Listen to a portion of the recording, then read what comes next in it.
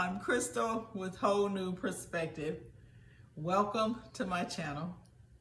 Guys, I have been canning corn for several days and I did not throw my cobs away.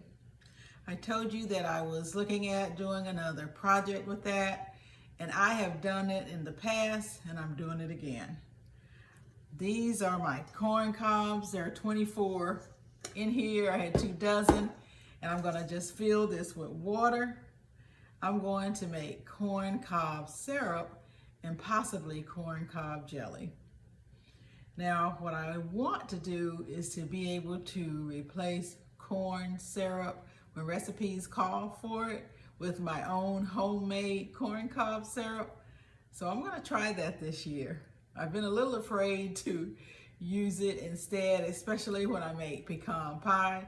But this year, I'm going to give it a shot.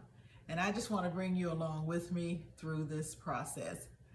So first, if you have not subscribed to my channel, please consider doing so. And guys, please hit that like button down below. I appreciate it. Now, I'm just going to go ahead and fill this pot with water.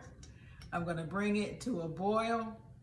Then I'll let it simmer for about 30 minutes. I'll turn it off and I'm just going to let it stay on the stove all night. It is nighttime, and so I'm just going to let it stay on the stove all night. In the morning, I'll go ahead and take the cobs out, strain it, and then I'll go from there. But I'll bring you back with me. This is going to be part of my hashtag Jar It Up 2023 challenge that I'm doing this year. And I'll just ask you to come along with me. If you are jarring things up, consider doing that and just tag me in that video. That way I'll know you're doing it and I can see it and just be able to comment on it and share you out. So I'm gonna go ahead and get this going. I have a few more projects that I wanna get done tonight. I usually just have the weekend to do so many projects. And so I'm gonna do another project or start another project when I finish this. Now I may bring you along with me on that project as well. We'll see.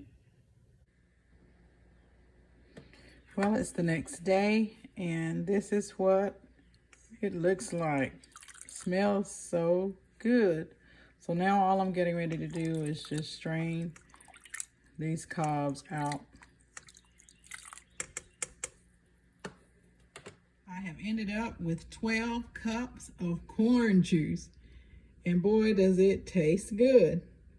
So I've decided to go ahead and make the corn cob jelly. This smells really good. So what I have in here right now is 6 cups of the corn cob juice.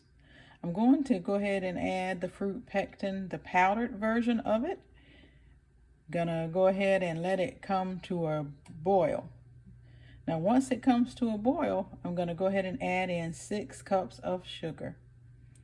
Let that come back to a boil that I can't stir it down. Once that happens, I'll skim the foam off the top. I'm not gonna add food coloring. A lot of times it calls for yellow food coloring. I don't care about the coloring. I do care about the flavor, so I'll skip that. Now once I go ahead and do that, I'll put it into the jars and I'll go ahead and start the processing. This is what it looks like right now. It's boiled for 5 minutes. I'm getting ready to go ahead and put it into the jars. I surely hope that it thickens up. We shall see. Good morning, it's the next day and this is the corn cob jelly that I ended up with. So I do go ahead and check to see if everything's sealed. Everything appears to be sealed, or it looks like it is, but let's just go ahead like I normally do.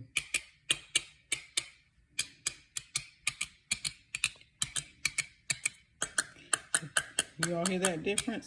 So this one did not seal. It looks like it's sealed, but it didn't. And I was pretty sure it had not sealed because I noticed yesterday that everything sealed really quickly except this one. And so it has not sealed. I will go ahead and, oh, the jelly looks like it It looks pretty good. So let's see. This is the second batch. This is the first batch. So it may thicken up a little more as it sits, but I'm going to go ahead and take this one and we'll use it. Now I like to use these different types of jellies to mix with different sauces, like maybe some hot sauce, maybe my jalapeno sauce, and I'll put that on my chicken or different types of meat.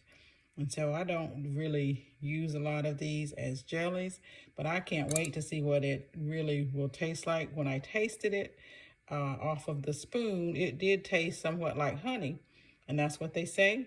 But again, this isn't yellow because I did not add the yellow dye. If you want it to be yellow, go ahead and add the yellow dye. I'm just going for the taste though. So guys, thank you so much for coming along with me. And make sure that when you are jarring things up, you are canning, that you are sure that it has sealed, okay? And just not by the appearance. See, this one, it looks like it's sealed, but I know that it's not. I'll take the band off of all of these and wash them up, but I know that I'm not going to put this in the water because it probably will pop off. But I know it appears to be sealed, but it absolutely is not. So thank you guys for coming along with me.